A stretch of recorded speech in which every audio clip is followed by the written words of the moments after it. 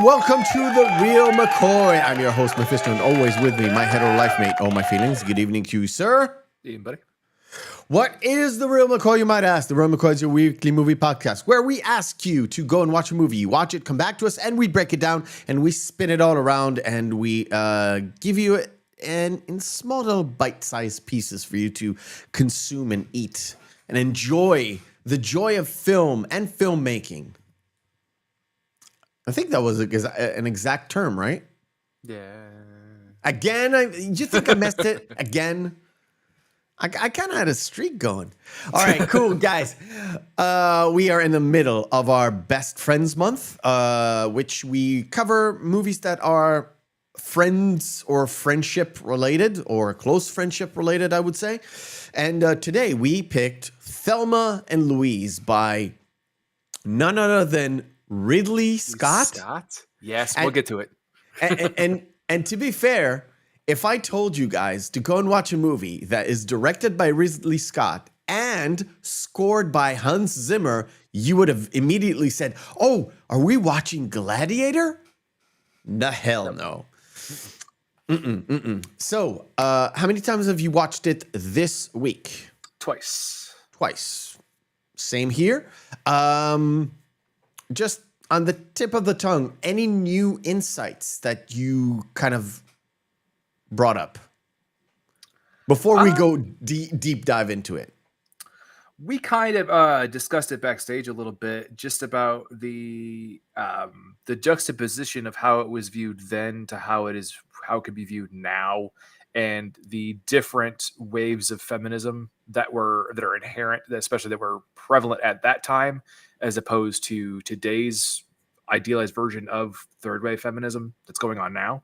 I think that Thelma and Louise really personified second wave feminism more than third wave feminism. Not like Susan Bordo or Faludi, more prior to them, really. Okay.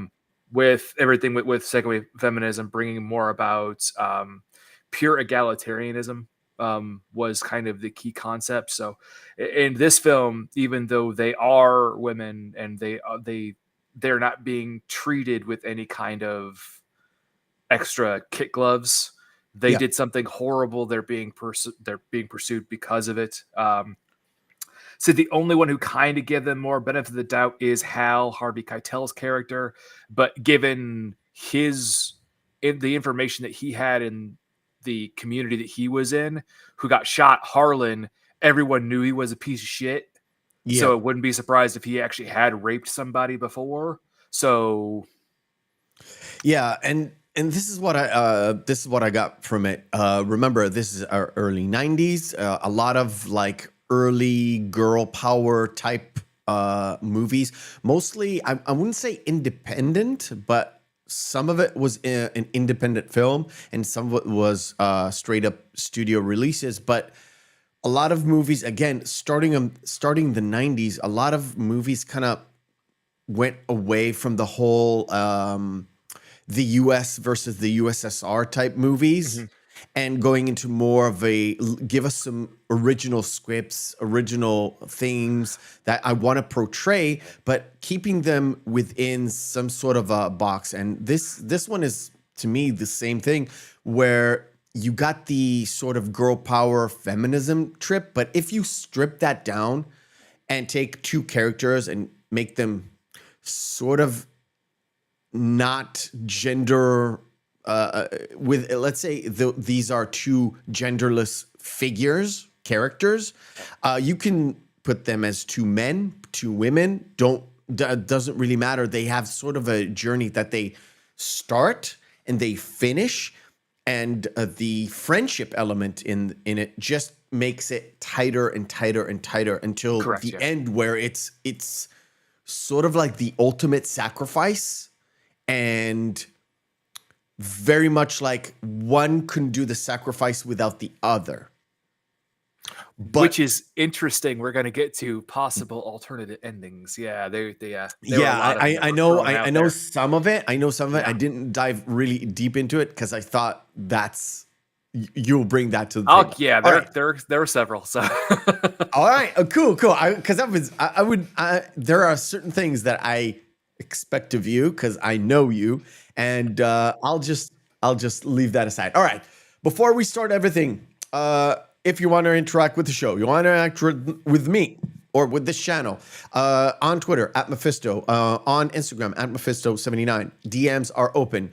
Email the show at the Reel McCoy podcast at gmail.com. It's this show, the Monday show, the Thursday show, this channel in general. This is the email you can email me because I deal with everything.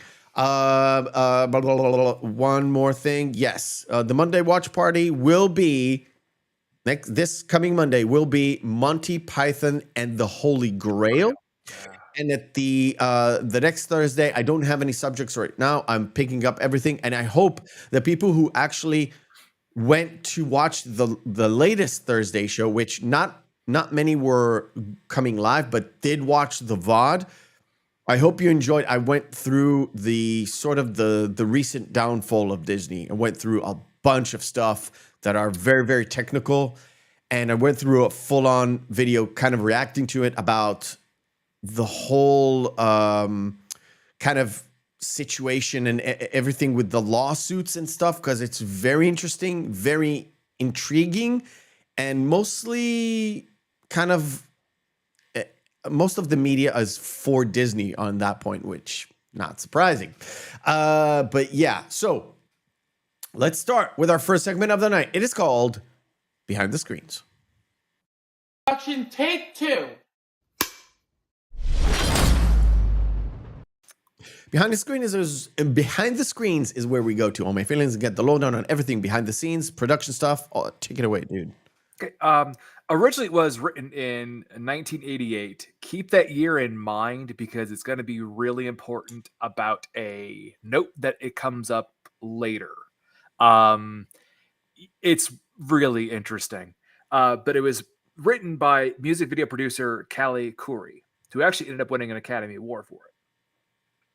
She wrote it in 6 months, and it was supposedly based off of her friendship with her friend who was a country music singer at the time, Pam Tillis.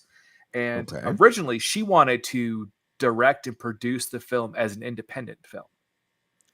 Understandable. Yeah. It has, like I said, it has that independent film kind of feel.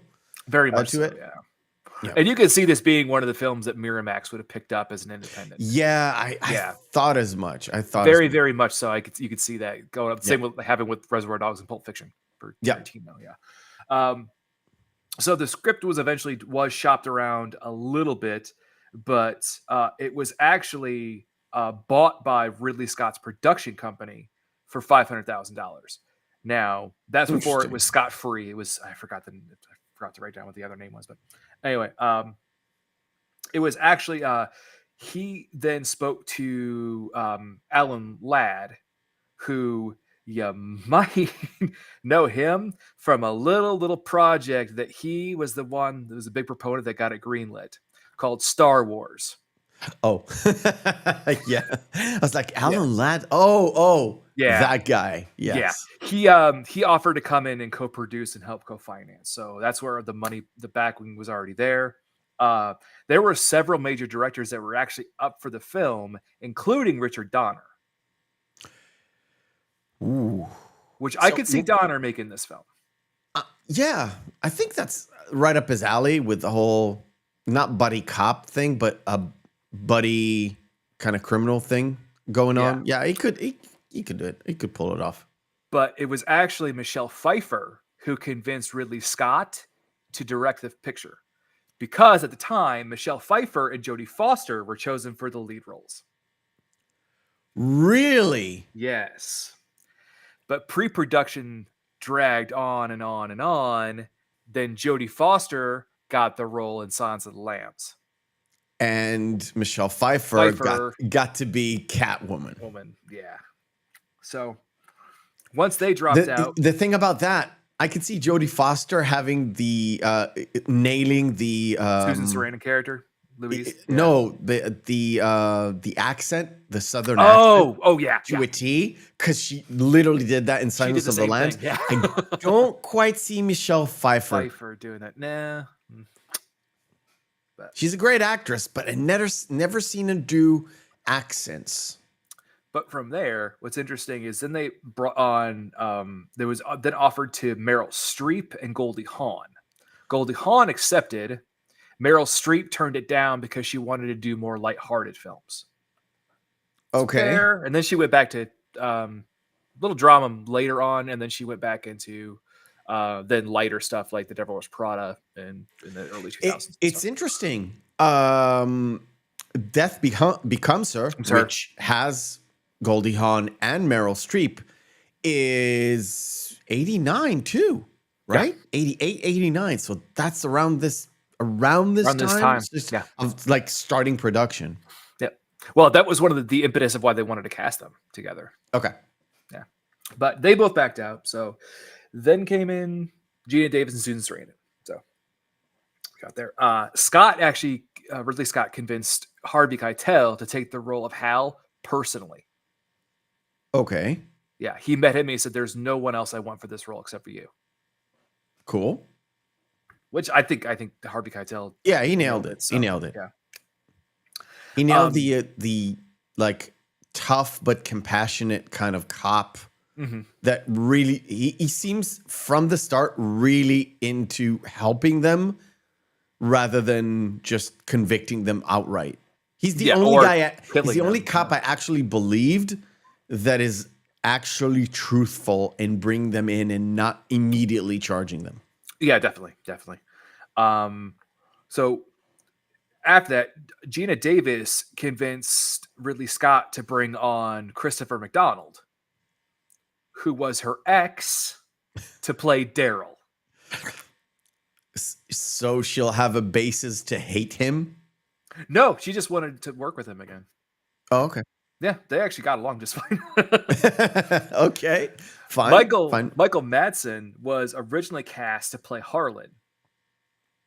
I see him more of a Harlan than whatever role he played. He played like really tame, but you can tell it's Michael Madsen.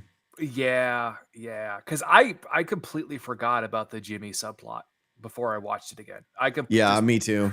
Blipped out. I completely forgot Daryl was Shooter McGavin, but I was like, nah, it kind of fits. Yeah. So, but Madsen was so disgusted by the potential rape scene that he refused to play the role, and he convinced Ridley Scott to recast him as Jimmy. Okay. There's a lot of weird casting stuff that happened during this film. I'm into it. So speaking of JD, the character of JD, wow, that went through the ringer. So yes, that's something I did come up with. It took a while before it actually got to Brad Pitt. Please enlighten me. Originally, the Billy Baldwin was going to play JD. Okay, I can see it. Brad Pitt had auditioned, but got turned down. Pitt got the role after both Baldwin and his replacement dropped out because Gina Davis wanted to work with him. I wonder why. Just wait. It gets better. Of the people that also auditioned for the role of JD were George Clooney. I can see it. Robert Downey Jr. Mark Ruffalo. John Mellencamp. Whoa, okay. The singer, who they cover one of his songs actually in the film. Yeah. Dylan McDermott. I can see that too. And Dermot Mulroney. That too. Yeah. That too. Okay. So I can see what type they were going for the role. But Davis actually only read with, besides Billy and his understudy, whose name I can't remember now. But she actually read with Clooney, Ruffalo, and Pitt. Okay. Years later, when Gina Davis had a conversation with George Clooney, she admits to forgetting that she had ever read lines with George Clooney. I'm not surprised. Yes. I mean, technically, she was a much bigger star back then. Oh yeah, It because this was right after the Fly, Beetlejuice had Girls, just came out. Beetlejuice. What's the one League of with the Their Own. Bikini Girls? Oh yeah. The one with Jeff Goldblum, Damon Wayans, and another guy who are like the aliens, and they land, and something about bikini girls, something. Oh crap! Yeah, I can't remember the name of that film. It was terrible. I remember that. It was awful. No, don't get me wrong. It was awful. I'll tell you exactly what the name What's of it. interesting about that is during the sex scenes that the Gina Davis and Brad Pitt had, Gina Davis refused to have a body double. Of course. Dirty old bird. It's not dirty. Hey, the chick. Hey, the girl knows what she wants, right? Well, apparently, other people on set said that Gina Davis was smitten with Brad Pitt. Yeah. So. I think I saw like this English interview that came. I literally wrote down Gina Davis, Brad Pitt, and it literally popped up on YouTube. This like a clip from this UK show, and on the UK show, she said she was like she had the hots for him immediately. So he's a good-looking kid. So hey. Good for him. So again, we talked about this backstage, but although it's set in a fictional route from Arkansas to the Grand Canyon, most of the film was shot outside Bakersfield and Moab in Utah. Yeah. So $16.5 million budget, 45.4 gross. So triple. Yeah, not bad for this movie. Not bad at all. Not bad for a film like this. Because it was, again, it seemed like it was a very independent film, so they did really well for itself. Yep. Ridley Scott was so impressed with Hans Zimmer's score, he redid how the titles and the how the rolling credits were actually going to roll. He made it so the end credits were the titles, and they had the titles play Hans Zimmer's entire end credit score at the beginning of the film. That's why the beginning credits are so damn long. Okay. That's also why Ridley Scott brought him back for Gladiator. Yep. Yeah. I get it. And I watched the ending of Gladiator today. Earth Girls Are Easy. Easy. Yeah. Okay. Yeah. 1988. Same year as Beetlejuice. Yes. And it was an awful film. Movie. Yeah, it's terrible. Yeah. The theatrical trailers, oddly enough, people went to go see this. They were sometimes not so pleasantly surprised. What do you mean? The theatrical trailers portrayed this film as a comedy. Oh. Is it one of those times where the trailer company isn't the same company that makes the film? Yeah. Got it. I'm asking, have you seen the trailer for it? Does it have the trailer voice guy? Yes. God damn it. Who's in fucking again? Yes. But also, it really does seem like it is more of a lighthearted comedy. Like, oh, these silly girls. What are they doing? Yeah. So we have the last note is very interesting. You know how it was started being written in 1988, correct? Yep. So another film actually came out in 1988 called Killer Bimbos. It was a B horror comedy kind of film. Okay. So much of the plot, even some of the characters' names, the same. Whoa. Not the same writer, though. No, the writer and director of it wanted to sue, but couldn't afford it. You think she watched the movie and just made... Ooh. That's kind of what it seems like, because it came out while she was writing it. The film had just come out. On a side note that has nothing to do with the podcast, because, like, if people don't know, candid moment here, We usually can't speak during the week. It's just messages every once in a while because I'm at a different fucking country at a different fucking time zone, and I can't really catch you when you're not so busy at work. Yeah. I'm literally asleep, right? And when it turns over, you're literally going to sleep as well. So I'm literally working on the comparison between films that came out the same time and were about the same subject and look like the same. The Deep Impact Armageddon. Oh, Armageddon one, yeah, which was like they came out literally within the same month too, in the same year. It was like whoa, same year, same month, and have sort of the same plot. And what was the other one? With different elements. Dante's There's Peak like 3 or 4 of them. Something else. There was a Dante's Peak and there was another volcano movie. Yes, there's Dante's Peak and there's I think a movie called Volcano with Keanu Reeves, Morgan Freeman, and come on, the MIB guy, the white dude from MIB. Come on, the guy from Tommy Lee Jones. Tommy Lee Jones. Yeah. So not the same month. That's the movie I'm thinking of because there's the scene where they're on a grate and that one person falls off the grate into the lava. Yeah. Yes. Yeah. I remember seeing that movie in the theater, and exactly. And it was I don't know why. What the fuck was going on? Exactly. Yeah. I saw Dante's Peak in the theater. I didn't like it.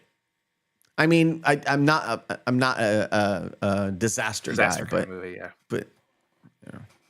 I really don't know if anybody who really actually enjoys disaster films, like, oh my god, the new disaster film came out, I got to go see it.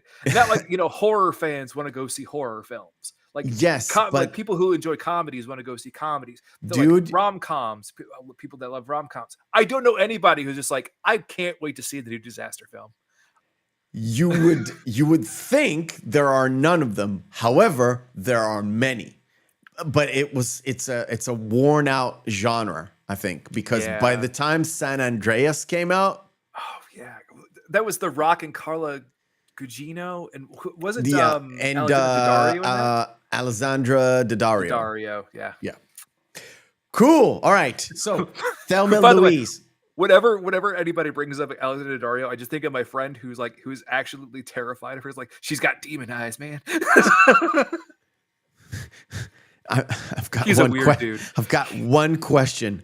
Why are you looking way up here when you can look way down here? Hey, you said it. All right. I want to give you said about the opening credits are very long. I wanted to give you something that is, to me, it was a character in the entire movie, and that is the setting. Oh, the setting, definitely. The setting of, like, I want to say the setting of this happens in the flyover states. And you get what I'm saying, right? Most the flyover states. Yeah, so if you guys don't know, flyover states are the states that are basically between New York and LA. Okay? The West Coast and East Coast, all of in between. So deep south, not so deep south, Utah, Montana, Midwest, all those states are in between California and New York. Yep. And the setting, the score, the music that you hear when you step inside this bar or inside a convenience store or whatever, everything reminds you, oh, this is where you are. This is Middle America. And the story that we're telling you is very much a local story. It's not overly broad. This is a journey that is happening, that could happen tomorrow, happened yesterday, and could happen in about, 5 or 6 years. But the stuff that's what I'm saying. The settings are not really a character, but it is a very big part of where they're going, why they're doing things, and this whole journey is like, it's a great little backdrop, right? Mm-hmm. To me, and I saw this, it was immediately what I thought, and this just context of internet people, I guess, is Bob Ross. It's literally happy little clouds, the mountain, and the road, and all I'm thinking of. There's a 68% of a cabin. That's what I'm thinking. Yeah, that's fair. That's all I'm thinking. That's fair. Okay, that's the connotation. But yeah, cool. And we're starting off with just introducing the character and the settings, which Yeah. is Which we have that again, the kind of the juxtaposition between Thelma and Louise. Thelma is in I would say at best a very, very unhappy marriage, but she tries to play off as she is happy.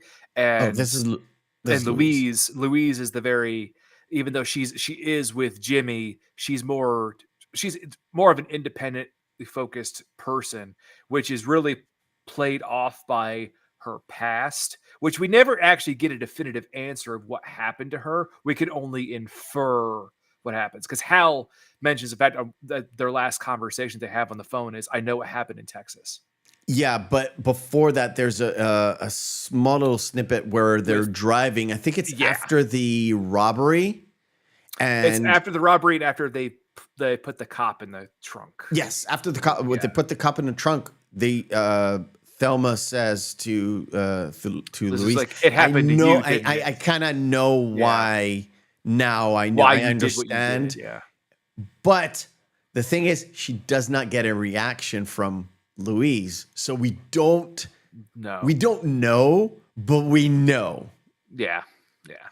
So, So we have that juxtaposition again. We have Daryl's chastising Thelma, and again, he's like, "Why are you hollering?" And then tell him like, and again, Thelma just deliberately not telling him that she's going on the trip with Louise. yes.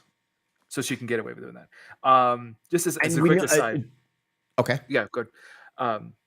When when Christopher McDonald is going to get into the Corvette, when he falls, that was just a mistake that happened. He actually legitimately fell, and it looked like he actually fell. And he tried to play it off, and Ridley Scott was like, "No, it's perfect. It's perfect for his character."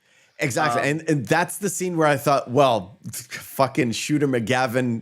Later on, it's literally like a few years later, it was a perfect cast for Shooter McGavin. Oh yeah. And everything you want to know about Daryl, if you didn't like immediately pick up on how massively egotistical this guy is from the get-go, is literally look at the Corvette, says the one. Well, and also look at the piece of shit that he makes his wife drive, and he has to drive the Corvette. And also, if you notice too, he has a gold chain with number one pendant on it. Yes. Yeah, that's how full of himself he is. Yes, and this is literally throughout the movie where there's a moment that I'm just talking about just Daryl. When the cops show up at his door, it's like, we need to tap your phone, and there's how much is it going to cost me? Exactly. How much is it going to cost me? It's like, dude, I don't care about finding my wife. Where the fuck are you? Yeah. Like, where are you? Yeah. And not only that, the moment where they're literally waiting for that call, and they're watching whatever they're watching. All the cops are watching something else, and all Daryl wants is to watch fucking sports. Yeah, they're watching a 1942 Penny Smiles, something like that. Anyway, yeah, I all the cops would some sort of a cop show, right? Yeah, when he changes the channel, everyone looks back at him like, "Yeah, what the fuck are you doing?" Fuck, man. Yeah, what the fuck are you doing? Switch it back, and he switches it back. That's telling you everything you need to know about Daryl. He is massively egotistical. What's interesting too is how his ego is broken down over the course of it, and by the end of the film, he looks like he is a broken man. Because especially after he clearly knows that JD fucked his wife, and JD even taunts him about it. Yeah, but he only breaks down when JD does the taunt. And did you notice the cops grab fucking Daryl, but JD is like, not the guy going into holding. Yeah, literally the guy who you are arresting, and you had him like with your hands behind his like, he wasn't cuffed or anything, but they literally got his hands behind his back. Yeah. He didn't even try to run away. He was just standing there and doing some grinding fucking. It's like, oh, you motherfucker, JD. I want to point out one thing that I saw from my research is the sort of the dichotomy or the differences between Thelma and Louise at the very start and how they kind of meet in the middle. Oh yes. Is how Thelma is packing. She literally picks up everything and she just dumps it in her little suitcase. However, Louise is meticulously putting stuff away, putting them in even like in sort of like vacuum sealed paper. It's almost as if she's ran away from a previous life before and knows how to do this. Yeah, and Thelma has never done any. She says, "I never went out I've never of traveled, Arkansas. I never went out of Little Rock or whatever." And she just dumps everything and just goes willy nilly. What's interesting is you bring that up. Did you know that the packing scenes completely improvised by Sarandon and Davis? Interesting. So they were Ridley Scott wanted they to knew. like, you act how the character would act. Go. That's very interesting, but it created a nice little contrast between the two. Did they know about their scenes or not? That's what I want to know. Because if they knew about their scenes, they already read the script. Maybe if one knew about the other, maybe they wanted to do the opposites. Possibly. That's a cool little question, but yeah. And of course, they're taking Louise's car, and they have that little Polaroid thing, which is like a moment that. Yes. This is the second film ever to show a selfie. Really? Because I thought it was the first. No, the first one was National Lampoon's European Vacation. Interesting. I mean, technically, well, I was gonna say the first Terminator, but it was the kid who was taking Sarah Connor's picture. Yeah. That famous picture. Yep. But yeah. Okay, selfie. Nice. So they drive off, and of course, the first kind of place where they hang out is this bar. And this is where things kind of go off the rails, because you can see the differences between Thelma and Louise. They're not meeting. They are friends, but they're not meeting in the middle in terms of like expectations, things that they want out of life, everything. It's like you can tell that Louise is very uptight, sort of in the way they pack to go. Kind of mirrors how they acted in that bar before everything kind of basically the shot that starts the race, which is a literal shot that starts the race. They're in this bar, and Thelma is trying to let go willy-nilly, do whatever, kind of like dumping everything in the suitcase. And Louise is the other way around. And what's interesting, too, is that even Louise mentions to Thelma that she's taken aback, how she's like, when she orders a drink at the bar, when the waitress comes up, she's like a wild turkey and a Coke back. Yeah.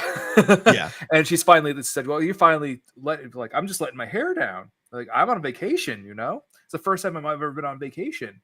And Louise finally acquiesces and kind of just goes along with it.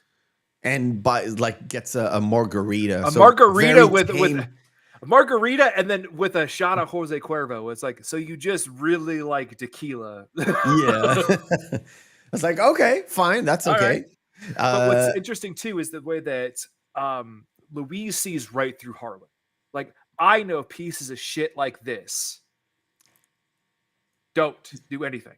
And how she almost she basically just brushes him off. Yeah, and she tries to protect Thelma, but the problem is Thelma, and she says it later, as soon as they leave, as soon as they take that selfie, that's where Thelma was broken and will never be the same. Yeah. Will never be the same.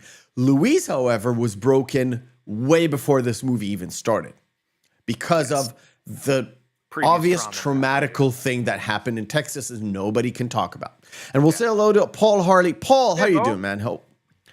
glad you can join us today. We'll just continue. You know what? Let's have a little stop. You know what?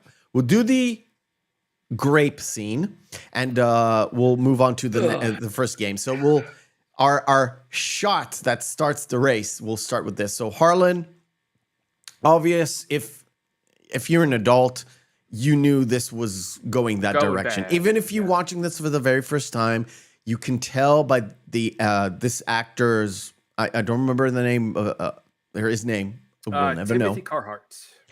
You knew as soon as he picked up. He did Thelma, a bit like it's a terrible thing to say, but he did a really great job of playing how menacing he was at the end. Yeah. But you can tell as soon as he approached that table that he was hunting. He was hunting for a girl, whatever it takes is going to take. And he pushed and pushed and pushed, and he got to the point where Thelma got to her like sort of back to the wall. This is as far as I could go.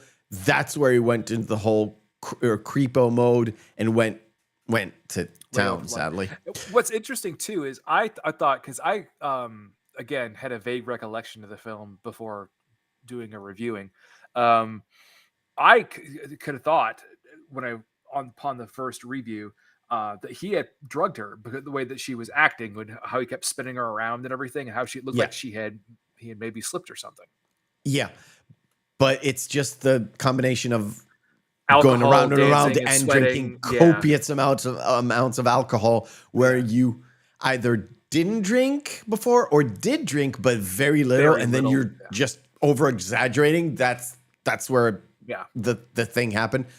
Oh, we know that all too well, some of us, sadly or not sadly. But when Louise comes out, because she knew as soon as she talked to the waitress and she lost Thelma, it's like, okay, this is going down. I know, even if he wasn't doing the graping, I'm sorry, YouTube. If he wasn't doing anything incestuous, let's call it that, she wanted to go out and find her and it kind of stop her from doing even if it was consensual. Yeah. All right. Well, more than anything, like she kind of knew what a scumbag he was anyway, and also she wanted to get going because they did have to eventually get to the cabin. So it's just like they can't stay there all night. So, when she comes out, she literally puts the gun in his neck or in his head. It's like, leave her alone. And they were just having fun. You got a real fucked up idea of fun. Exactly. And as soon as they were leaving, what snapped Louise is that secondary thing, right? It's that where he goes, well, he suck my dick. And she just shoots him. She just snaps. And that's why later when that line gets brought up again, it actually is funny how when Thelma is recalling and say, like, it was so funny, suck my dick, and he shot him. That's the last thing he thought was going to happen. Exactly.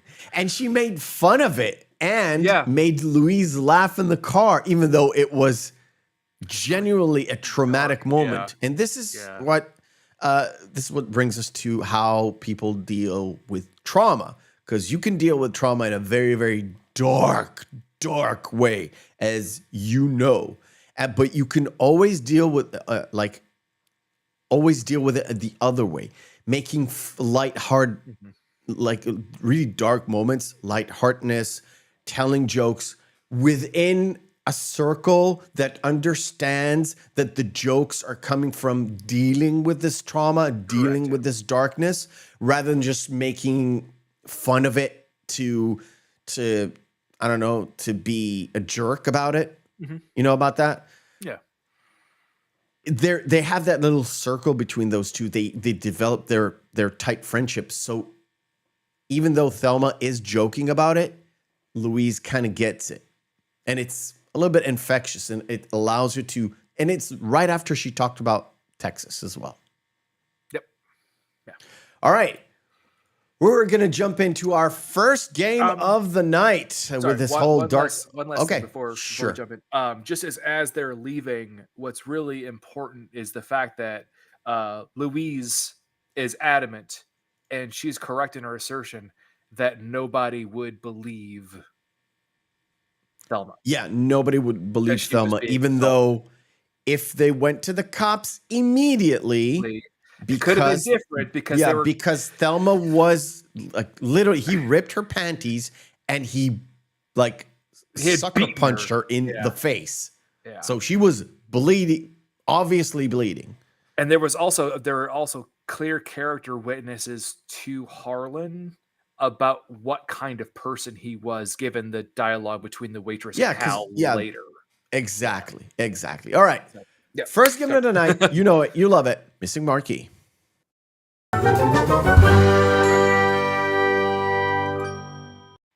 Missing Marquee is where we take 10 posters of the movies, have their text written off, display them in All My Feelings, because we don't have a guest, All My Feelings, and the chat will have to guess which movie this is. Sorry, chat. It's going to be a lightning round again. I'm sorry. I'm counting on you. Feels. Okay, we'll see. We'll see. Here we go. Knight's Tale? A Knight's Tale, correct. Something Along Came Polly. Along Came Polly. The Fighter? Not The Fighter. Ooh, no, I don't remember. The this Russell Crowe boxing movie. one. I don't remember it. Ooh, Paul in the chat, or you guys on Rumble, you guys on YouTube, go ahead. I don't Which think I've ever movie seen it. this is? I've seen it. It's not the best. It's not. Who's it the best. about? I Cinderella Man. don't. Okay. Here we go. Thank you, Paul. This is, of course, Cinderella Man. I don't remember the name of the fighter. I haven't watched it in about 8 years. I think this came out 2007, 8. I don't know. I definitely have Think- never seen it. So Okay, yeah. no problem. Hateful Eight. Hateful Eight. That's not Donnie Brasco. No, That's not Donnie Brown. That's another Russell Crowe movie. Oh yes. Thank you, Paul. James J. Braddock. Braddock. I have to go see that movie now. Okay. Yep. Again, not the best, but a solid boxing movie. No, I don't know this one either. Ooh, come on. It's about the cigarette industry. Biffer The is here to Insider. collect. It is The Insider. Welcome back, Biffer. Oh, it's the movie about Margaret Thatcher, isn't it? Yep. I remember I didn't- hated this movie. Didn't really like it, no. Is it I thought it was. Is it the Madame? It's a good biopic, but it's named after Margaret Thatcher's The nickname. Iron Lady. The Iron Lady, Biffer, is correct again. There we go. Paul had it too. Is this the Man in the Iron Mask? The Man in the Iron Mask, correct. The Ten Commandments. The 10 Commandments. In the movie that you will never ever guess.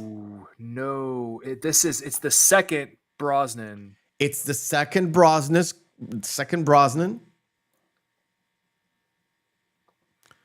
Not really good one. And in the advertising, there's a moment where I forgot her name. Come on. Terry Hatcher. Terry Hatcher. Terry Yeah, Die Another Hatcher Day, yeah. has a moment where she drops. It's not Die Another Day. Where she drops her kit, but it is filmed from the back, and they heavily promoted that as if you would If you're gonna see any something. tits, Oh any yeah, tits this in is a like Bond exactly movie. what they did in same with the It's not Die Another Day. Part of Cruel Intentions, and then also Wild Things. Remember Wild Yep. Things? How that was promoted? Yep, exactly. You Die know I'm Another not. Day. Die Another Day is with Denise Richards, where she That's played the third one, then, right? The third Brosnan. Die Another Day. Yes. Yeah. Okay. Come on, guys. All right. Everybody gives up. Nobody You know knows. I- This is Tomorrow Never Paul's Dies. got it. Paul's got it. Yeah. You know I don't know Bond. I don't like Bond. Oh, You know one more. that. Is this Young Guns? Or Young Guns 2? Young Guns 2. Yeah. All right. Cool. Yeah. Again, the Iron Lady I've seen once. I've never seen Cinderella Man. Like I said, it's good. It's not. I'll have to watch it because I know the It's story not. of James J. Barrie, so. It's not Ali. It's not Ali. Or it's it's also not Raging Bull. It's not Raging, but it's definitely not Raging Bull. But it's not. What is it? No, the one with the bare knuckles is Gladiator, right? I think. Yeah, there's one with bare knuckles that's called Gladiator. I've seen it. And it's now Southpaw by Jake Gyllenhaal, which is awful. That was not a very good movie. No. But you know what? I have to say, my daughter watched it a month and a half ago, and that kind of prompted her to watch boxing movies. And we watched Rocky 1, 2, and last this week we literally watched 3, 4, and 5 back to back to back. I did not watch 5. I vehemently refused to watch 5. Bad. With the robot. Happy birthday, Polly. That's number 4. The robot was number 4. Number 5 was Tommy. Tommy Gunn. That's right. It's awful. It's fucking 4 is not good. I'm telling you, with Dolph Lundgren, there are moments in it where there's like, if it does, it does. Yeah. Okay. And well, it was also I must break you. Yeah, the height of the end of the Exactly. It was very, very 80s, but you can tell there's not a lot of substance there. Yeah. So there's like tons of montages, tons of it. And also how Sylvester Stallone met one of his future exes on set there. Brigitte Nielsen. Brigitte, where she acted horribly. And she's never been a good actress. What are you talking about? Well, she's a diva though. And then she was in a relationship with Flavor Flav for a while? Yeah, because of a TV show, which I have watched. I hate that I know that. Trust me. It was because they were both on the same season of they were both in the same season of Surreal Life, which was they brought in B-list celebrities from the 80s and early 90s. And I saw the first there. I saw the first 1 and 2 seasons of it. Yeah, because wasn't Vern Troyer in one and he was drunk and naked running around? That's the third season, I think. The second, I don't remember which one it was. One of the seasons, it had Tammy Joy, what's her face, the televangelist, that her husband was dead, but they ripped off a lot of people. The porn actor, what's his name? The mustache porn actor. Ron Jeremy. Some girl from the MTV's Real Life, later seasons that I haven't watched. Yeah. Mm-hmm. And Ice Baby guy, Vanilla Ice, all in the same. His actual name is Robert Van Winkle, I think it is. Yes. Yeah. Yes. He's a really successful contractor in Florida. He is fucking hilarious. He is angry about the world and everything in it, or at least he used to be. He was real angry. All right, back to the show. No, Louise. Hey, you gotta have some levity. So the girls run away, and let's go to the first motel, I guess. Yeah, let's do this. This is like the aftermath, right? So they go to this motel. And Louise doesn't know what to do. And Thelma is even more lost where to go. She's like, well, let's go to the cops. And Louise kind of tells her, look, they will not believe us. And this to me, this is supposed to harken back to Louise's Texas thing, right? Mm-hmm. Where you kind of piece together, maybe there was a rape. Maybe they didn't believe her. Maybe the guy who did it, like, the cops kind of let him off or something. We don't actually know, but kind you of could infer. you can what infer and you happened. do stuff like that, which we kind of said. And this is the moment where she's like sitting on the bed, trying to figure out what to do. Calls Jimmy, right? Yes. Yeah. Get the money. And she's looking to get her money. There was just one little bit while they're on the road too that had to be the funny thing. How much money you got? $41. Yeah. Oh, when she brings $20 her bill up, just and went the 20 just fell off. I was like, oh shit. Yeah, there are moments in this where I chuckled. A lot of it is with Daryl, I admit it, because he is like so hammed up to 11. Mhm. It was I felt sorry for Thelma at the start, but as things progress, I was like, wow, this dude is fucking hilarious. And I know these dudes exist. Like, I know these dudes exist in real life. And the one thing that kind of sets everything up, he is so off kilter. She put a frozen dinner and a beer bottle and wrote him a note. And he didn't even realize it was there till the morning after. Yeah, because she had actually tried to call him from the diner and no one answered. Yes. Still. This scene is literally Daryl's, like Thelma and Daryl's house, and you can see, well, Daryl hasn't really arrived, kind of inferring that he has something going on the side. That's why, because he had mentioned too earlier that's like, oh, Fridays I'm always out late, and it's like, yeah, you're the regional manager of a carpet store, and the thing these is, two don't add up.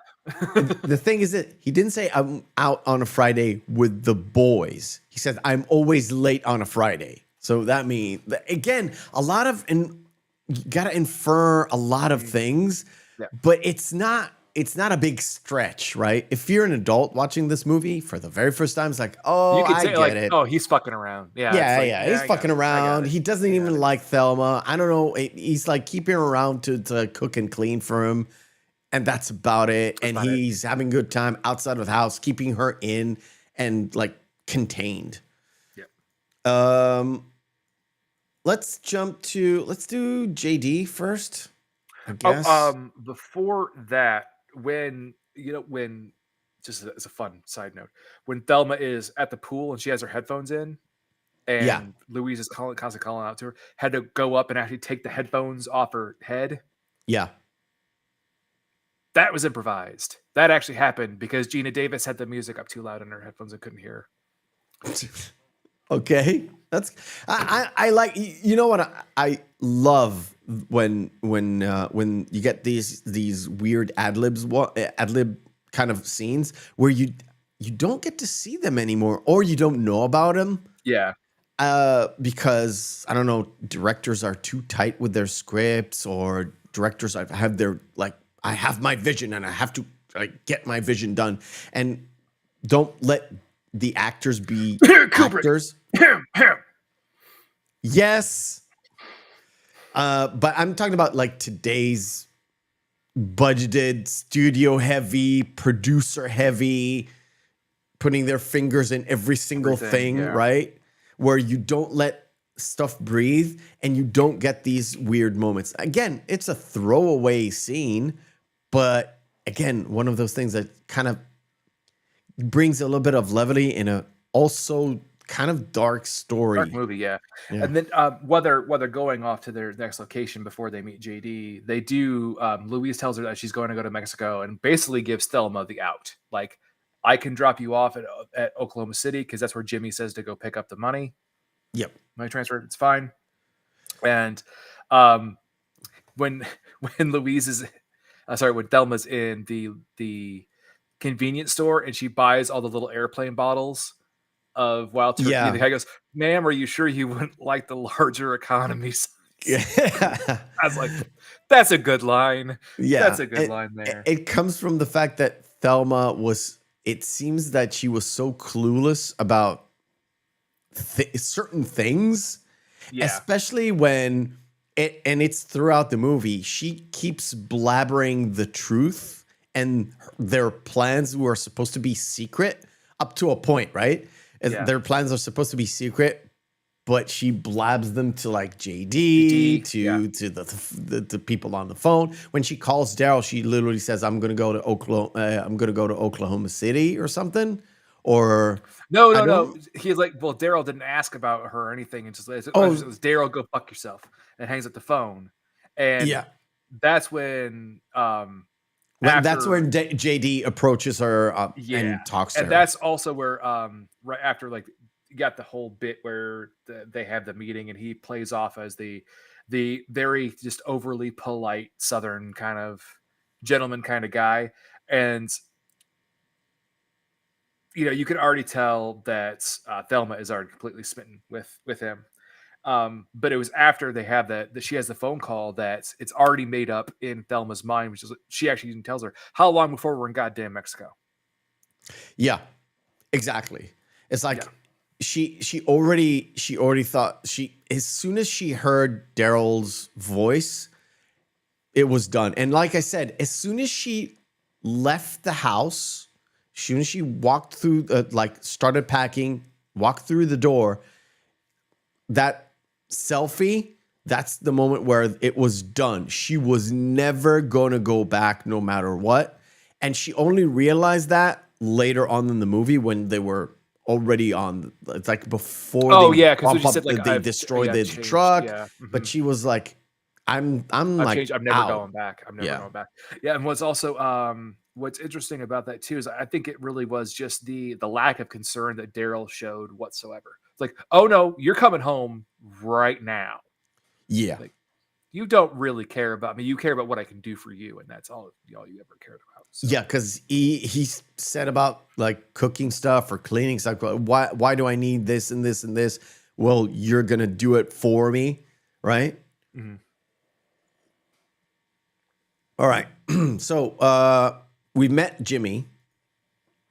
I'm skipping a little bit. Yeah. We met Jimmy and we're just going into this After we already got motel. JD and everything, and they Yeah, get to Oklahoma City. Yeah. yeah, because they drive JD and they leave him and then they hook up with him again. So it's a whole thing. So Yeah, they that's like there was very much serendipity how he just showed up in the middle of bumfuck nowhere on that outside of that one like house. It looked like a dilapidated yeah. house, and he was just sitting out there.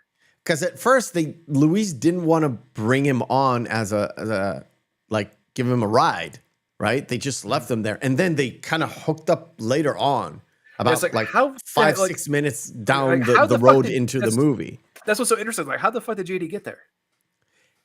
Exactly, So- and they don't say. He just No. shows up. It's like, oh, that's interesting. Let's give him a ride now. And so they give so him a ride. probably- They go to this motel.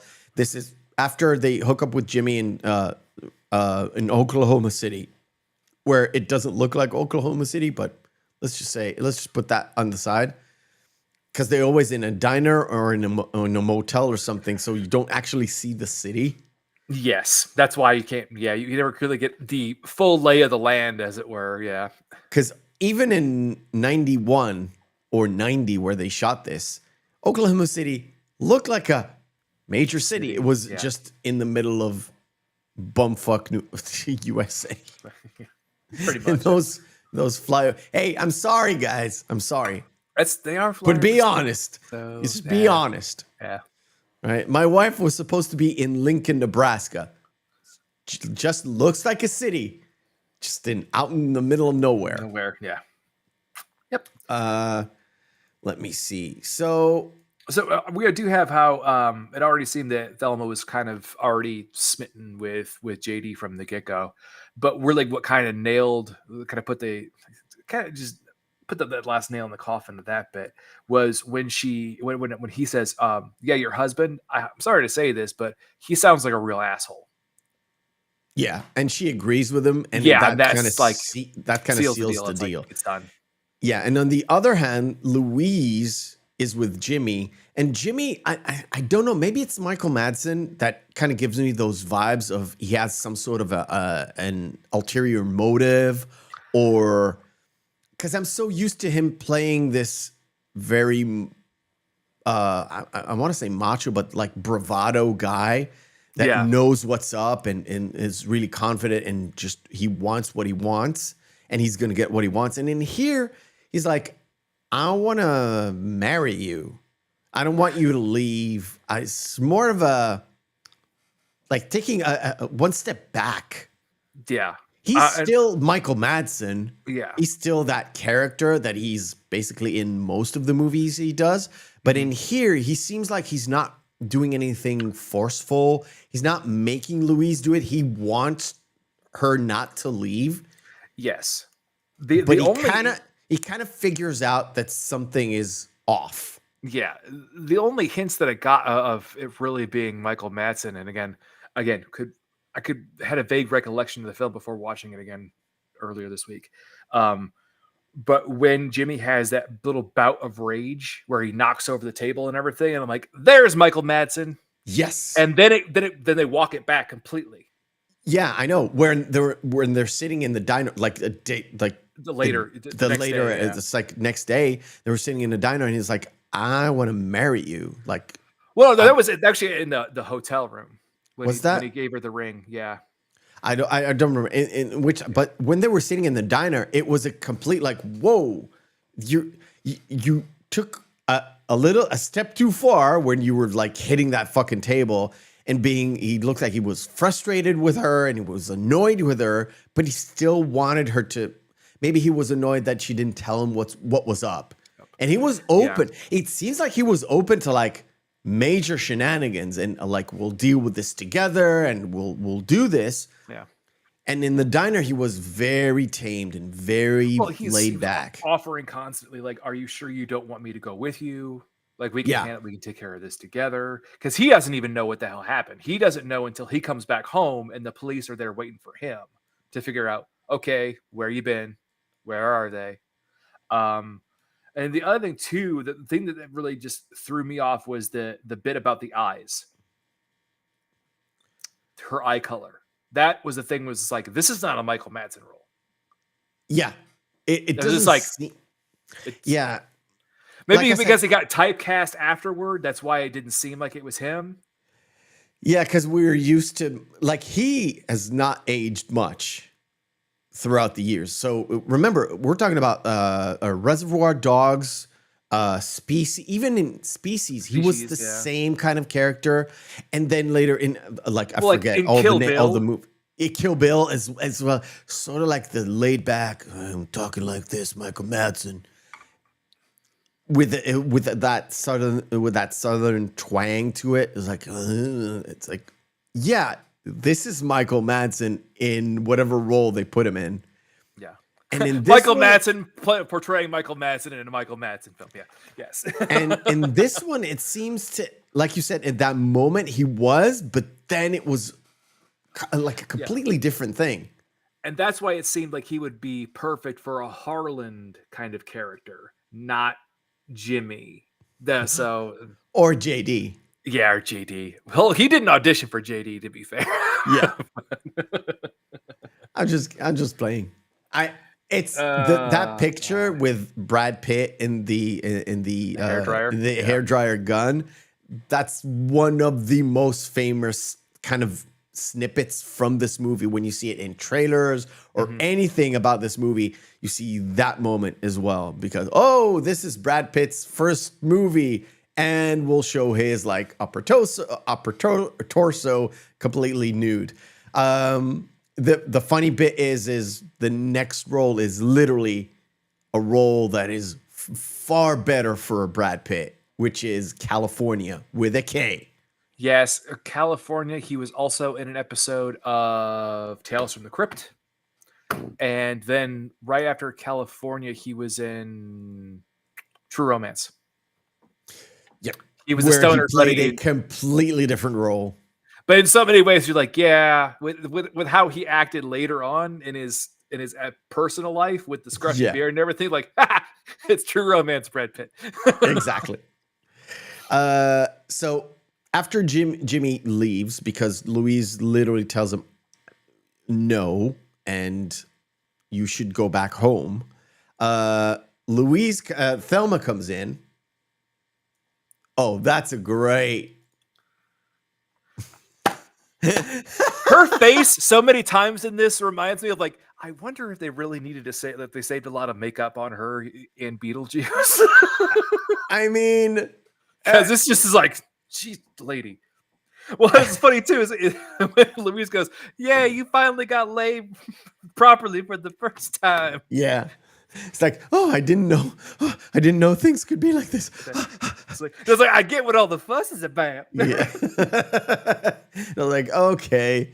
And this is actually a great moment between the two girls where it was like, yeah, Yeah, this until they is have how the it's stark supposed to realization where be. it's just like, oh yeah, we left him alone with all the fucking money. Yeah, we left him alone with all the money. Like, what have you done? And when they go back to the room, Thelma is ashamed. Yeah, she's ashamed. And it's the first time we see Louise just completely lose her composure. Totally. Yeah. Outside of when she threw up after shooting Harvey. Yes. Yeah. And she is like, she's visibly crying. However, she kind of blames Thelma, but she's not blaming Thelma. Mm-hmm. She's like, the moment where I was like, how come she's not angry with her? She's not angry with Thelma. She's being snippy because they just lost a ton of money that they actually needed to like. And she said it's like, where are we going to get food? Where are we going to get gas to get to Mexico? And we're going all the way around Texas. So it's a long way to go. How are we going to do this? But she's not angry with Thelma. She's just mad about the situation, I would say, rather than just pointing the finger. Because I think she realizes that Thelma didn't really, she is so clueless about the outside world, outside of her house, she can't help herself.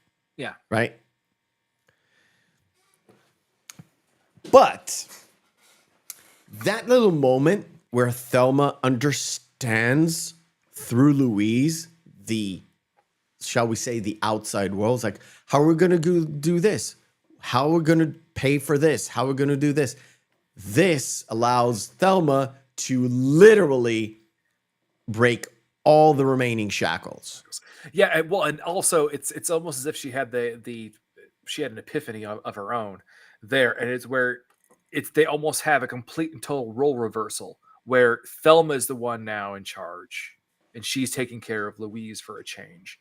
Yeah. And then they go to just the little mini mart, and she literally just copies the exact same thing, the story that JD told her. Yes. All you have to do is go in, you ask nicely for everybody to lay low, and you just ask nicely for the money and just ask nicely. No, like she verbatim says exactly what he said in his story. Exactly. She said exactly what she said. And you only see that. You don't see it when it happens. All you see is her going to the store in this scene. And then when the robbery is done, it's like, Louise, just fire up the car. Let's go. And when they leave, it's like, did you just rob that store? It's like, yeah, now we have gas money. The thing is, a scene before this, it was the scene where everybody kind of goes into Daryl's house and they're sitting in his backyard and they're talking to him about what's going to happen. The tapping. Tell her you miss her. Women love that shit. Yeah. And I was like, oh, you don't understand who Daryl is right now. Yeah. Because if they were to say that would be like all the alarm bells went off. And that's why later when they do have that conversation, he does try to pretend. She immediately hangs up. Is like, yeah, the cops are onto us.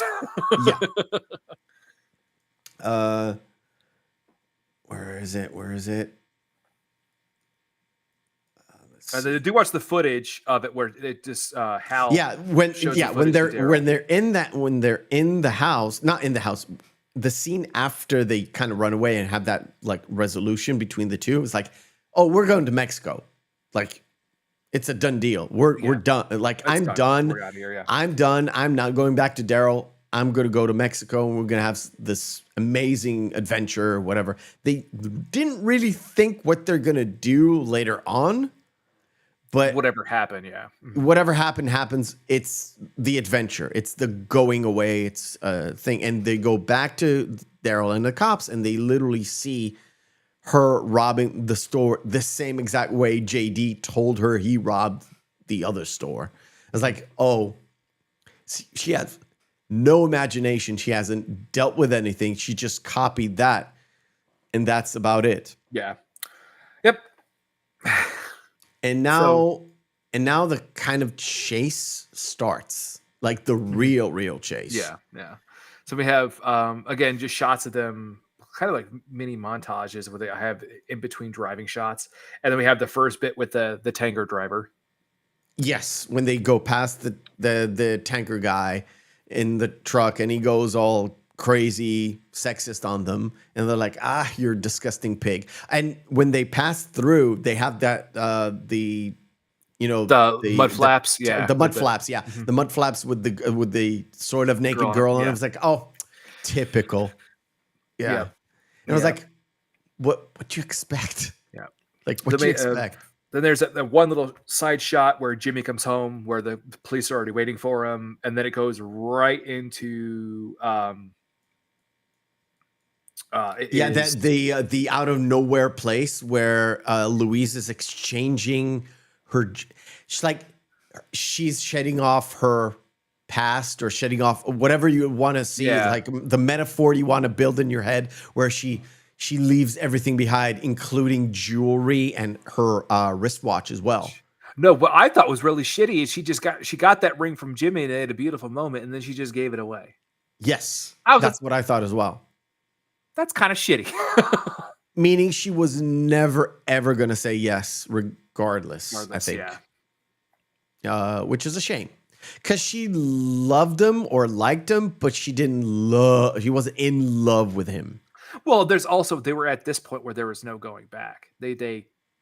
She knew that her life there was completely and totally over, and she didn't want to ruin his as well. So in a way, she kind of saved him, but you think you would want to keep a memento of that thought of that person at some point in time in your life, if you were to make it to Mexico throughout all this. But. So keep the one ring to rule them all, but dump the rest. Yeah.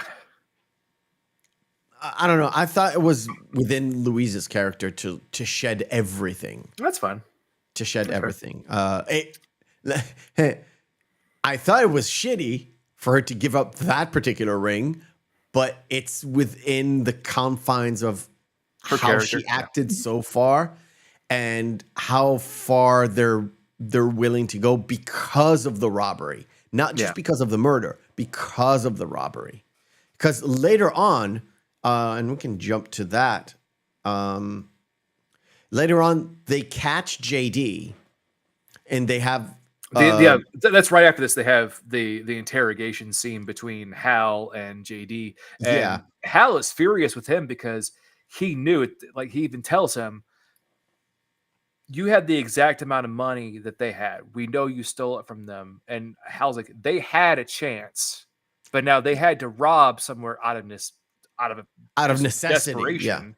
So they had a chance, and you took that from them." And to me, this is the moment where, up until this point, Hal was like sympathetic, but not going all the way too far to like manifest it to his friends.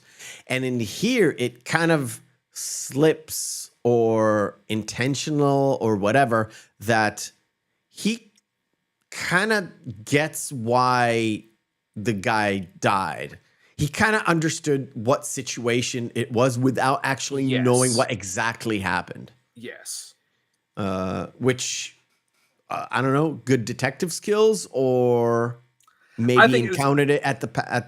I think it was just good detective skills, and just and also just being able to understand what kind of person Harlan was, and just the character witness of the waitress saying, "Well, wow, I wonder who would have shot him. I hope it was his wife."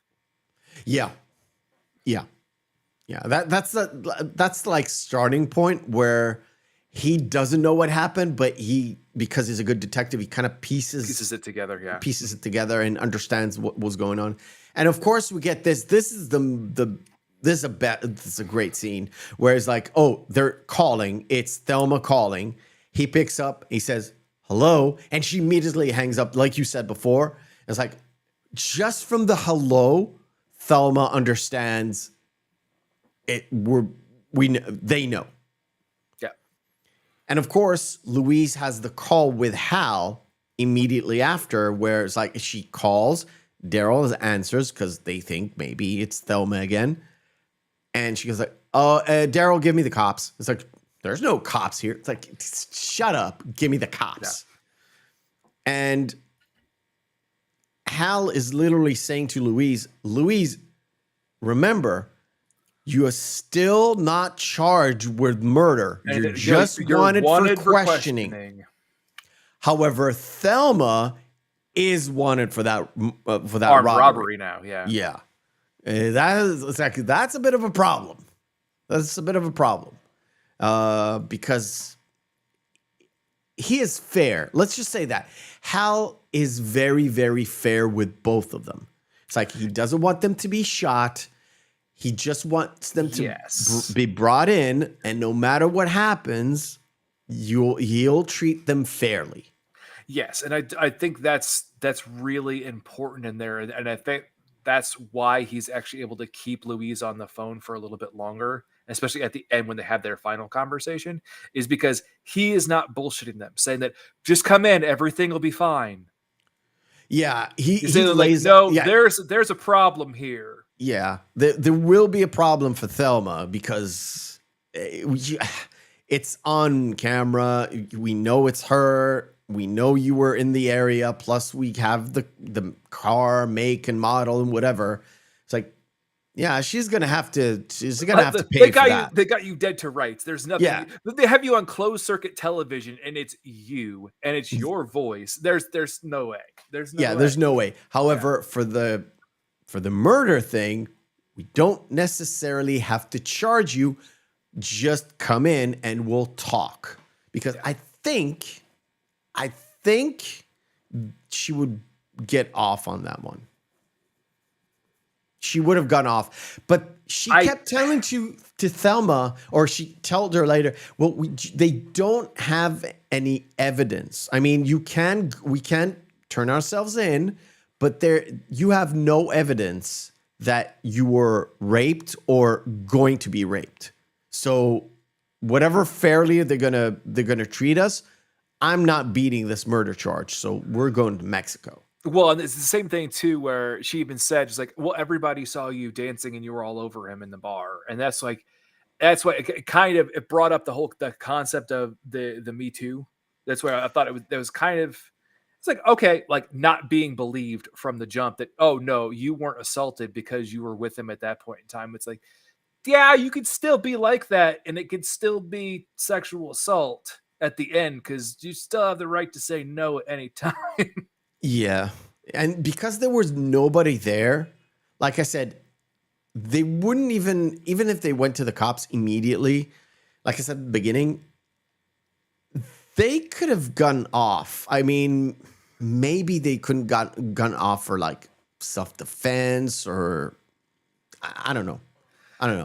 I mean, they could kind of portray it in a way that it kind of was self-defense or it was an accident because there really wasn't any clear way because they could say that it was clearly a scuffle because what the bruising and everything that Thelma would have had from basically Harlan beating her from that point. And it's like, oh, well, I put the gun on him to get him to stop from assaulting my friend. But he came on to me. So he got to me. And then if the gun just went off.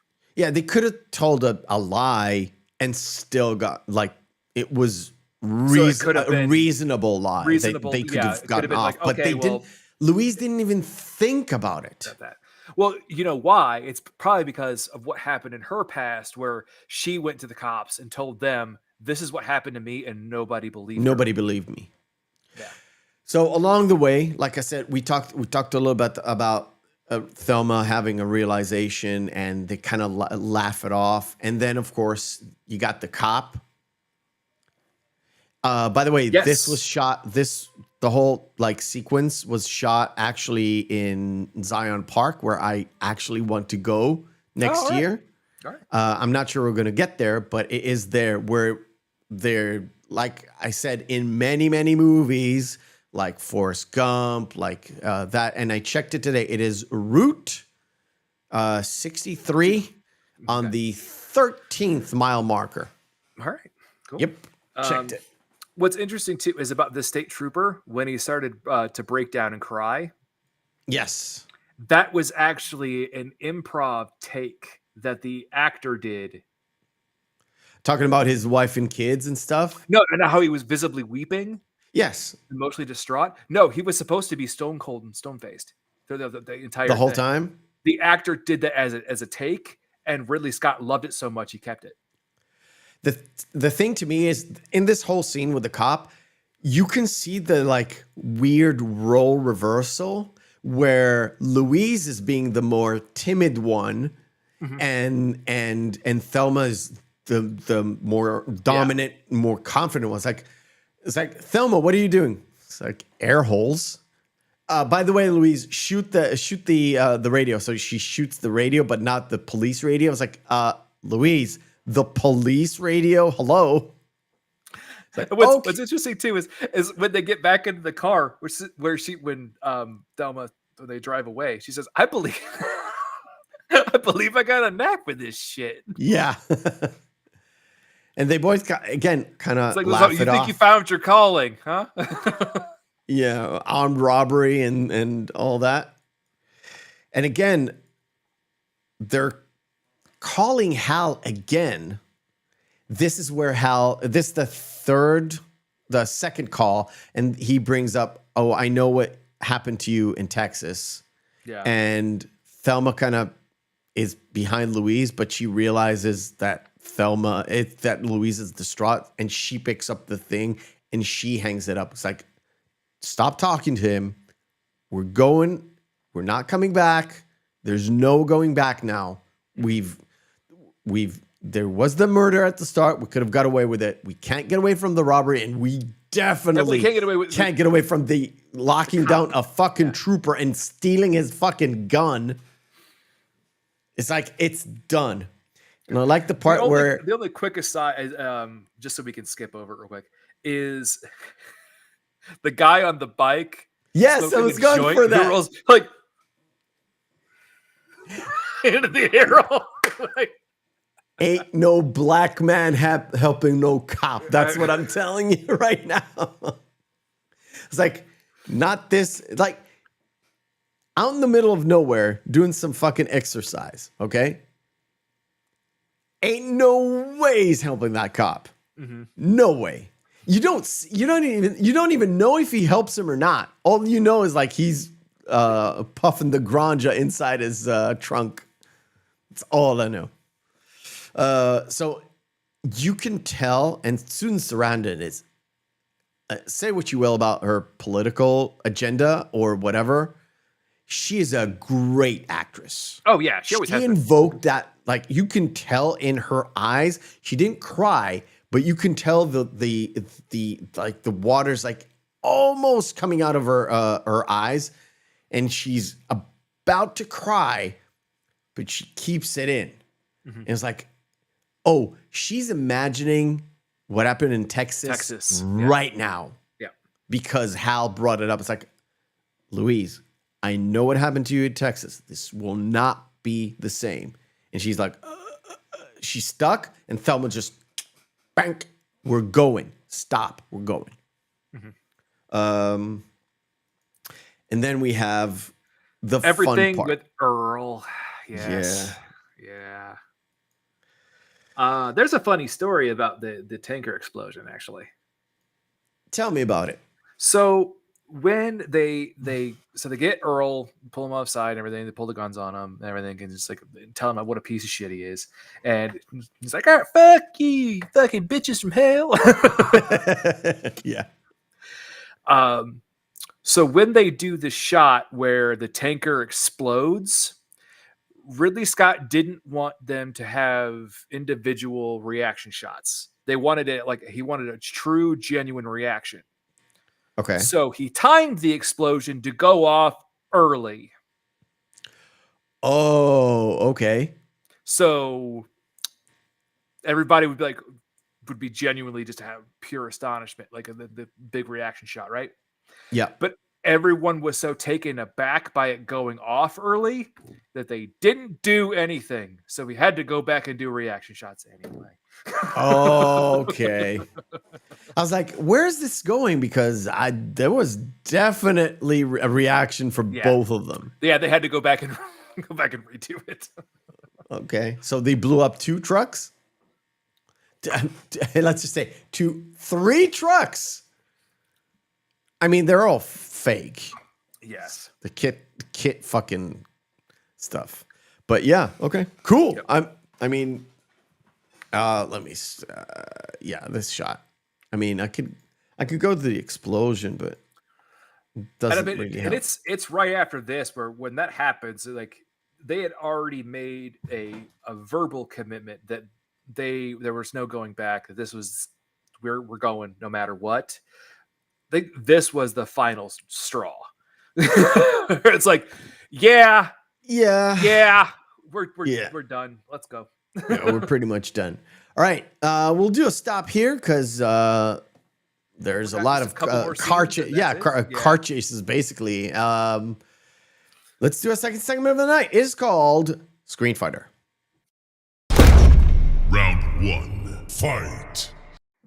Screen Fighter is where we take 2 movies, pit them together, and see which one is the best one. If there's no discernible difference between the 2, both of them are good, both of them are bad, we fall into our criteria, which is Friday evening, Saturday evening, out with the boys, out with the girls, out with your significant other, 2 movies in a vacuum. Which one will we pop in? I tried my best to have sort of a best friends movie against something else. Couldn't do it. Went through. That's fine. No, it's all right. Couples. Yeah. So the first is Who Framed Roger Rabbit, kind of a buddy thing, and original. Kind of a buddy cop movie in a way. Yeah. Maybe. And Thor, not Thor Love and Thunder, original Thor. Oddly, Love and Thunder was awful, but I do love that poster. What, the Thor poster? Yeah, it's really good. I've never seen it before. I've never. Yeah. Do you want to start? You know my history with Who Framed Roger Rabbit. I mean, I even showed you pictures of me as a kid at Universal Studios. We have it recorded on the podcast. Yes. I'm going definitely Who Framed Roger Rabbit. Yeah, that movie is so much fun. Just on a side note, I guess I think it's Who Framed Roger Rabbit all the way without even a hint of questioning. And I think the audience as well, like Paul immediately is like Roger Rabbit, easy. I didn't quite love original Thor. It's okay. It's not a bad movie. It's definitely has better writing from today's Marvel, but I didn't quite love it at first. It felt like perfectly honest. To be perfectly honest, I rather watched the second one than this one. I know the second one is not Dark World, but it's much more developed. I don't know. There's something about. I much rather watch Dark World than original Thor. I know it's a bad take, but it is mine. All I'm thinking is with the original Thor, the only reason why it really got made in the first place, and the reason why it's even kind of important, is because you had to have that origin story or that introduction of him into the MCU. That's the only reason why it was there. You couldn't just immediately just have the Avengers. Yeah, exactly. So you had to have Iron Man, Captain America, Thor, then move on to to do the Avengers, and then start off with something more deeper in developing all the different characters. The Da Vinci Code, or the Lone Ranger. What's funny about the Lone Ranger is Johnny Depp had to sue his former wife because she was a piece of shit and kept basically inferring that he was a goddamn monster, while Arlie Hammer is a fucking monster. Have you heard about what he did? Yeah, he's a cannibal. He's a fucking awful human being. He legit is a cannibal. It's like he is a massive piece of shit. However, the Da Vinci Code is after a book that everybody loves Dan to Brown? hate. Yeah, and The also adaptation is not bad, I have to say. As just a book, Tom Hanks's haircut. I can't look at it. It yeah, gives me nightmares. I think Tom Hanks was seriously miscast in this movie. Definitely. It's like seriously miss. It's one of those books where I actually read the physical book and not like audiobook it. Yeah. And I loved it. I read it twice. And I loved it. I know Dan Brown gets a reputation for being a very pop kind of guy, not really not doing anything deep. And a lot of his books are like taking other people's theories and really jumbled together in this pseudoscience. I love the Da Vinci Code, the book. I really, really do. The movie, not so much, but Lone Ranger is fucking awful. Yeah. Da Vinci Code. Iron Man 2 or Hook? This is actually kind of a difficult one because I think Iron Man 2, I think it's the second best of the Iron Man films. I think the original Iron Man was the best. Yeah. We don't talk about Iron Man 3. Iron Man 2 but actually it was a fun sequel, even though the villain was a complete and total throwaway. Yeah. And if you're a comic book guy, it was like they did Whiplash real bad. Real bad. But by the way, that's a great Japanese poster for Hook. But Yep. I have so much childhood nostalgia for Hook. I'm gonna have to go with Hook. Rufy. Oh, I do love. You know what? I didn't like Hook immediately. Watched it in the theater. Didn't quite love it as much because I didn't at the time. I didn't like Rufio. I was like, this is a Peter Pan movie. I want Peter Pan. I don't want fucking Rufio. okay. Rewatching it, love it. I would go with Iron Man 2. I That's fair. actually like Iron Man 2. I love Sam Rockwell in it. It brings the whole, it's Tony Stark, but not Tony Stark. Yeah, because he was the lead of Hammer in that, right? Yeah. Yeah. Chat, please tell us which one it is because we're divided. And if we're divided, I would literally kick on whatever I want. Because all my feelings he has no power here. Paul is being silent, so it's Iron Man 2. Get wrecked. Song of the Sea. I haven't watched that. Lucky number 11 or Fight Club? You know it's going to be Fight Club. But Lucky Number 11 is actually a really fun kind of, those whodunit kind of films. It's a lot of fun. It's not well known. I've seen it. I've seen it way back in the day. What's really funny, too, is Josh Hartnett is really the main character, and he is in the background of that Yeah, poster. I know. I know. This is one of those. I think even in the trailer, he's kind of in the background, and they put the marquee guys into it. Because it's really supposed to be about the trailers make it about the rivalry between Morgan Freeman and Ben Kingsley's character.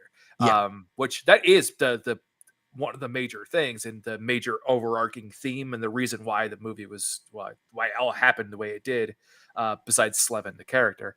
Yeah. But it's a really great film. If you haven't watched it, go watch it. But it's Fight Club. All the way.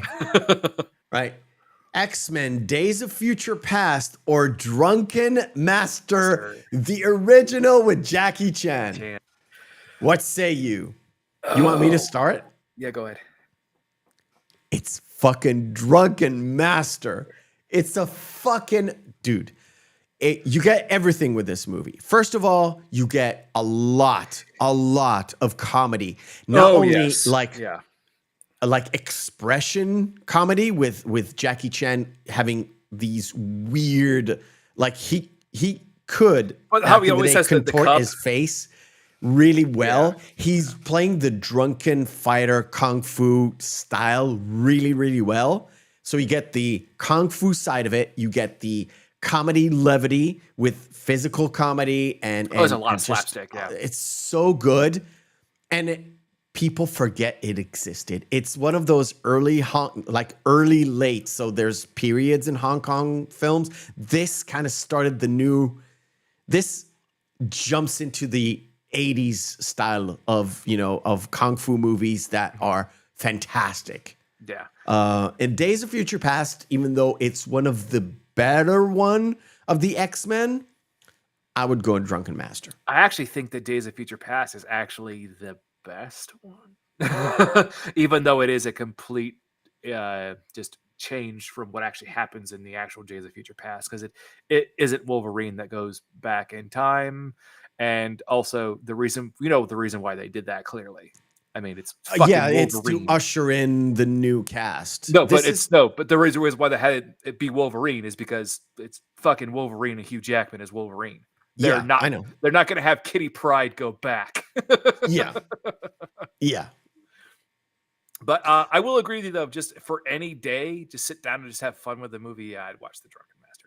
That's a fun. No, even if it's not, even if you don't watch it for levity, which one is the better film? Do you think? Better film, better story wise. It's Days of Future Past as an actual film, but as a comedy is something you can. Well, and also as a kung fu film, like if you're a fan of kung fu flicks, if you put them together as pure action versus action, which one would you choose? That's a hard mix up because exactly it depends. It depends on what kind of action you want to watch. Do you want to watch like traditional action, or do you want to watch a kung fu film? Because there is a clear difference between them. All right, so we're gonna go with the Drunken Master, and we're gonna do one more. The Mighty Ducks, or Pride and Prejudice. The Mighty Ducks, get pucked. Okay, get pucked. We'll do another one. Oh, this is a great one. Awesome. This is a great one. Glass Onion, a Knives Out mystery. This is the second Knives Out. I think there's a third one on the way. And Dead Poets Society. The original Knives Out was fun. Were there plot holes? Yes. Was it clearly evident from the get-go what happened? No. Glass Onion, you could tell by minute 5 what the fuck happened. There's no mystery there. Yes. Dead Poet Society is a great fucking movie. Yes. I agree. And I knew about what was happening in Glass Onion from other people, so wasn't going to watch it. It was on our Netflix.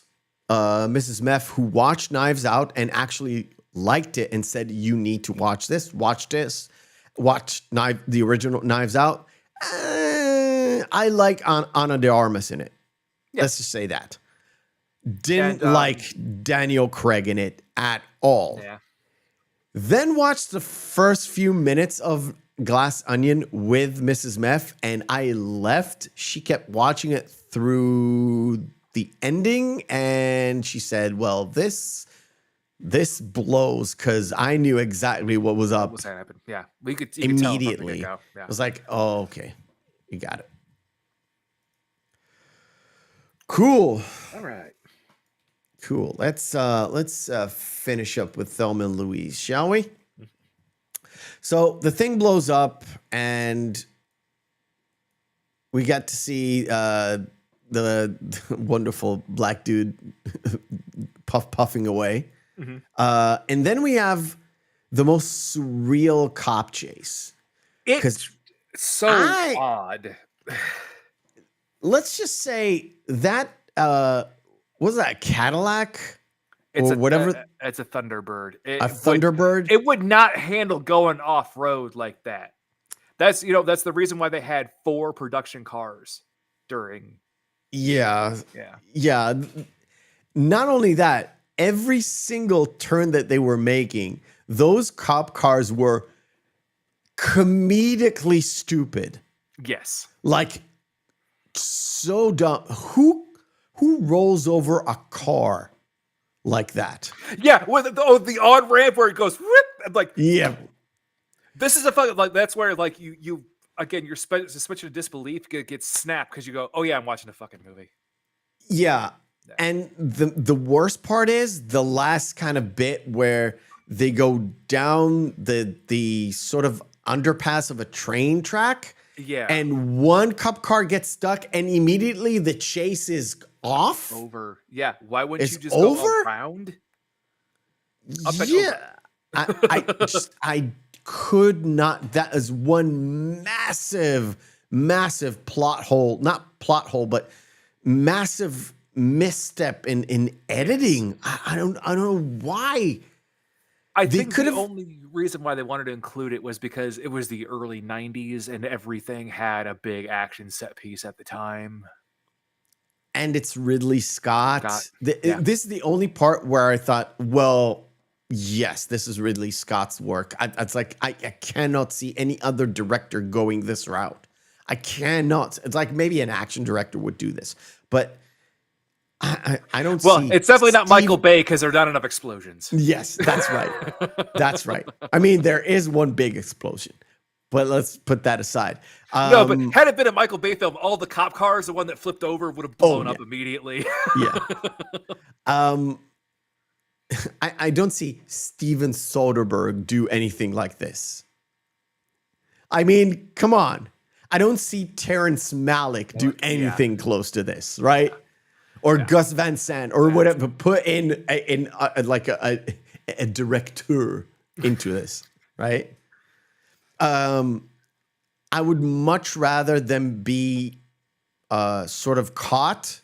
Skip over this part, right? This is like a 3-minute part of the movie where they just kept chasing and everybody's not able to put a fucking car smack in the middle of it and stop and make them crash into a cop car instead of flipping over 17 million cars. Never mind. Well, see, they do end up showing eventually at the when they get to the Grand Canyon, where that's what I'm saying. They all catch up to him, but they could have just again. No, you're completely right. Just by having them get ahead of the cops, and that's how they went off road anyway. They kept going off road toward where the Grand Canyon was because there's no clear fucking road there. So then they could have basically skip the whole chase scene and just have a whole bunch of cop cars behind them. Exactly. Because there's no way that you can set up a barricade in the Grand Canyon, you know? The thing about that is after the initial chase, I want to get to, let's just get to this point where Thelma says to Louise, I'm going with you all the way. It's like, what are we going to do? Let's keep going. Yeah, just keep going.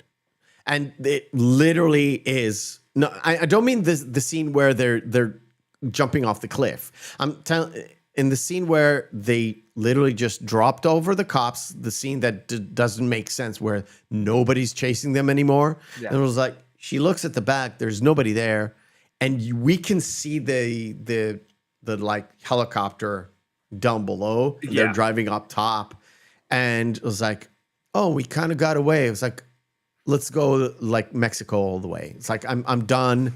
We're done here. Let's go. And they're not really talking that much, right? And then the helicopter kind of, it's a very cinematic shot where they're looking towards the Grand Canyon and the kind of helicopter raises up from the canyon. It's like, oh shit. And they realize, oh, we're trapped. And now we're looking towards the canyon. And Hal kind of pops over from the helicopter as well. Let me get to a point. Yeah. This conversation. It's like, why are these people with guns all over the place? Yeah. Someone's going to make a wrong move. Someone's going to shoot at these girls. And we need to give them a fair shot. And the other dude, the guy from Groundhog's Day. Yes, that's Agent Max from the FBI. Yeah, he's Phil, right? No, he's Phil, right? I believe so. From Groundhog's Day, and he's like, it's out of my hands. They're done, right? They're armed. They're dangerous. They've just blown up a fucking tanker truck. They know it's them blowing up that truck. There's the juxtaposition between just Hal and Max, because Hal is actually trying to go beyond just the book, because that's what Max is saying. No, we're doing this textbook. This is how these things are done. Yeah, bring us back to the point where we were saying at the beginning, where it's not women, it could be even men. They're treating it as equal. These are criminals. They supposedly murdered someone. They definitely had a robbery. They definitely blew up a fucking tanker truck. Yeah. And so we need to treat them as armed. And they locked up that car. I don't think they even mentioned the cop that they locked in the trunk. No. Because at this point, nobody actually discovered him except for the guy on the bike, which is a weird scene, right? It's a weird scene. It's a weird scene out of nowhere. It's like they could have thrown that out completely and it wouldn't have missed. It would not have mattered. Be like, oh, well, they would have, somebody would have come looking for him after he didn't, check in at the station with exactly at the end of his shift. Like, but again, it's one of those threads in this whole story where you just infer a lot of stuff. And they showed you a scene that really didn't give you any information apart from the fact that, we know that dude is not going to let that cop out. Yeah. And you also infer that too, because you don't know. Mm-hmm. And I want to get to the hands. So they're literally have cops at the back, Grand Canyon in front of them. Where should we go? All the way. And this is Thelma telling Louise, let's go. Yeah. Let's just go. Let's just do it. There's no going back. And this is the moment where I think Thelma says this exact moment. It's like, as soon as I left the door, it was over. Like, I was not going back regardless. Because I didn't know it at the time, but I know it now. It's like I was not going back. And I want to get to... come on. A specific point. Okay, while you're looking at that, do you want me to tell you about the different possible endings that were... No. I'll get to that in a minute. The moment when they hold hands. I'm just trying to get to that point. Like, Hal knew they were going off, right? Yeah, that's why he runs after the car like he's going to try to stop him. He started to run before the car started moving. Yeah. Right? That's why he got there. And there's a moment right before they go through the edge where they hold hands. I want to get to that point because it's really the how the bond and the friendship kind of is so tight. This is the moment. It's right before they go off the edge. They kind of hold hands. It's like, yeah, you're with me till the fucking bitter end. Well, right? You are missing the kiss that happened as well. I did miss the kiss, but yeah, they kissed and then there's an important thing about that though. Okay. No one knew it was going to happen besides Susan Sarandon and Gina Davis. Yeah, but it wasn't like I wouldn't even call it a lesbian type kiss. It wasn't. It's like a kiss good luck. It was a kiss goodbye, essentially. Yeah, kiss goodbye. But the thing is, no one at the time knew it was going to happen. Okay. And it was done in one take to improv. Do you know why? This was coming up on a holiday weekend, and the Grand Canyon needed them to get the fuck out. Oh. Like, well, that's the take. 2 stunt women in there? Or stunt men? What do you think? Men? Yeah. Fucking bitches. You pussed out. What's I'm joking. I'm joking. I know. But you pussed out. So that's it. Then they go over and that's basic fade out, and that's it. Well, no, it goes to the picture of the shot of them taking the selfie with the Yeah, Polaroid at the it beginning, literally, and then it goes through like all the a different montage cuts of the the- entire movie, basically in like small little snippets. But yeah, it's basically them having flashbacks right before they die. yeah. Right. Endings. So originally, the studio hated the ending. They wanted them to make it so it didn't end on such a somber note. They went through several revisions of the script trying to rewrite the ending, could not land on anything. Okay. One ending where they were going to turn themselves in, hell was going to be able to stop them. Okay. One ending, they get away, oddly enough. I don't know how they were going to pull that off, but they were going to make it so they made it to Mexico. Okay. Yeah, don't know how the fuck they're going to pull that off.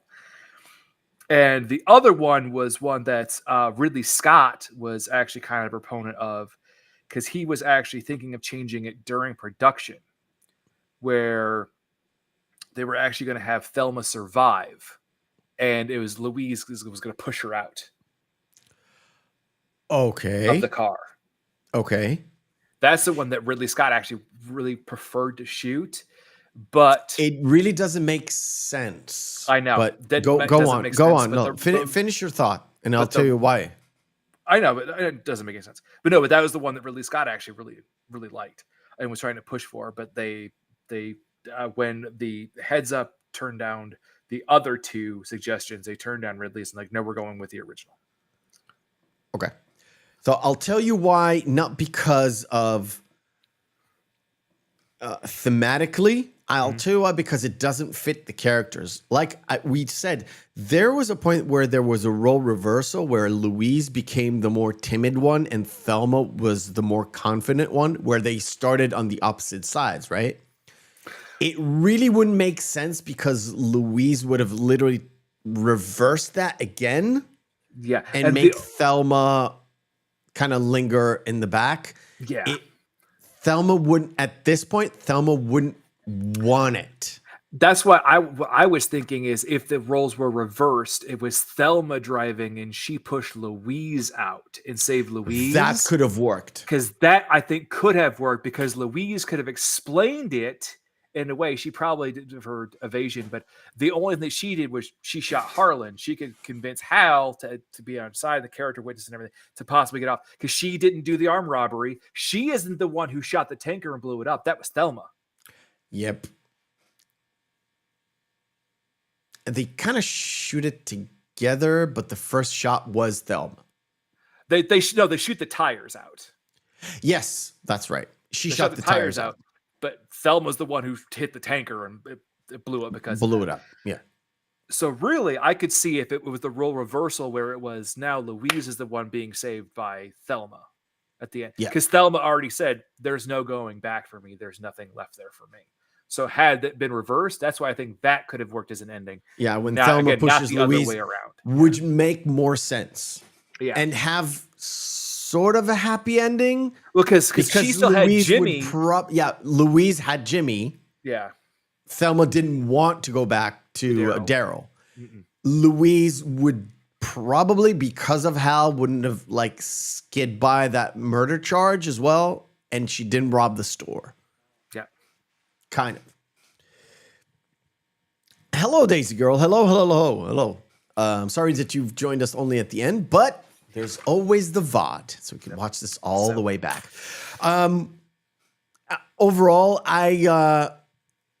to be perfectly fair, I came into this movie, came into the rewatch, not quite knowing what I would like, because it's not a movie that I would like willy-nilly put on and just enjoy watching because of the theme, because of a lot of reasons. Not a film that I would put on. I totally forgot Ridley Scott was the director. I thought it was one of those debut directors from one of those early female directors.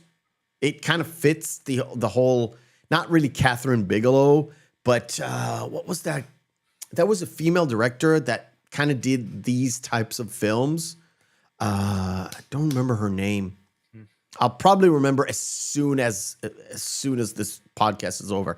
But yeah, it's one of those films where it's like Ridley Scott, handsome. What the hell's going on? But I love the theme because we went with this whole best friends theme.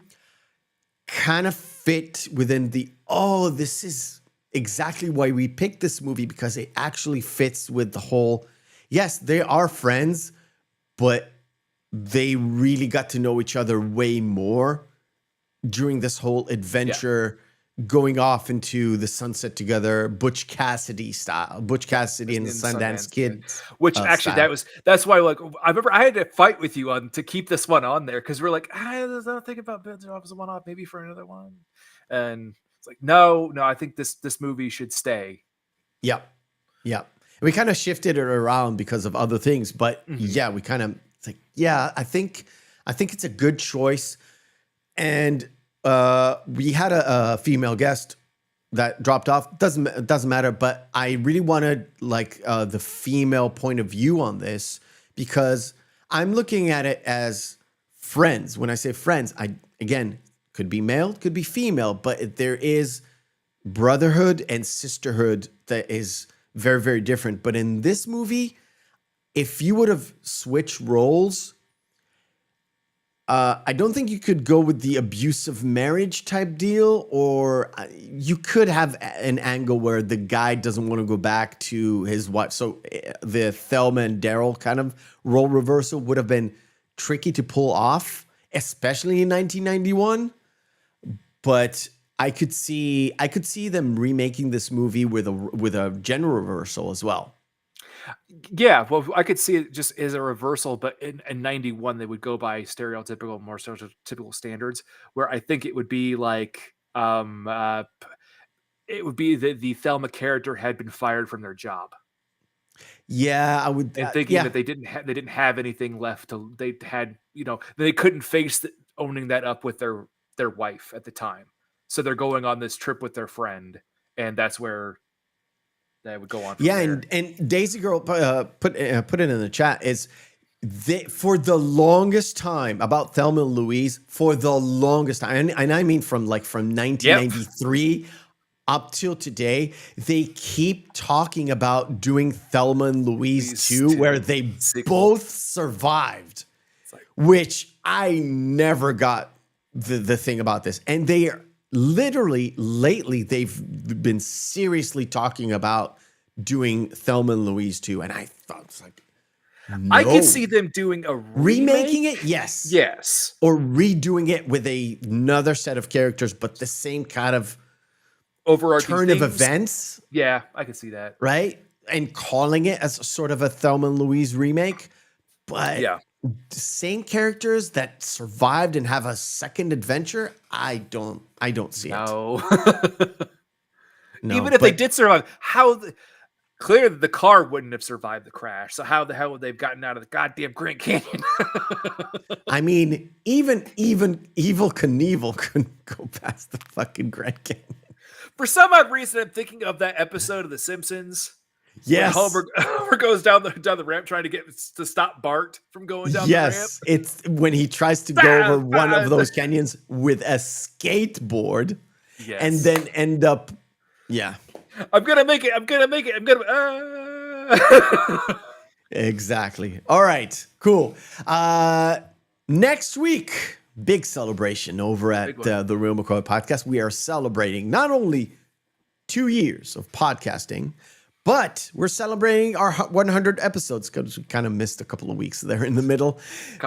But it's gonna be special, because we are going back to the Cornetto trilogy, but not Hot Fuzz, because we already covered it.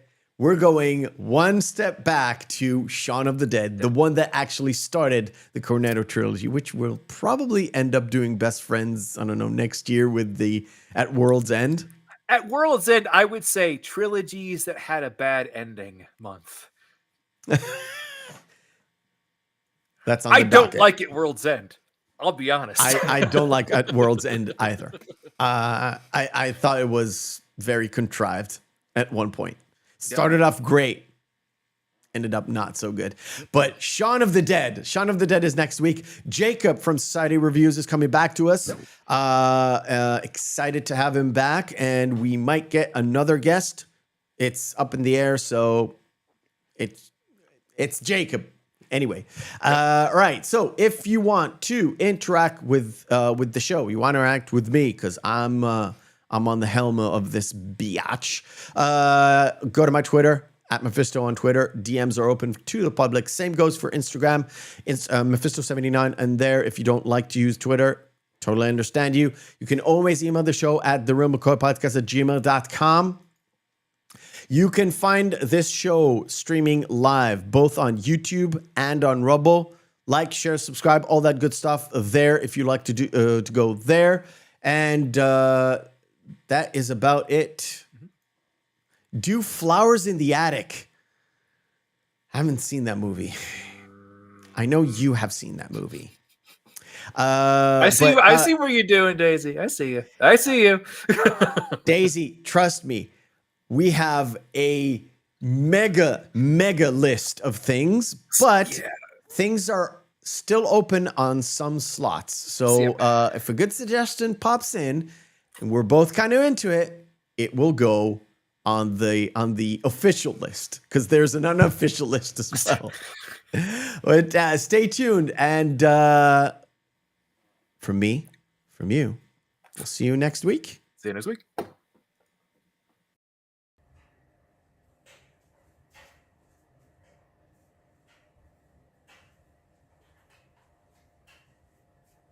You're still here?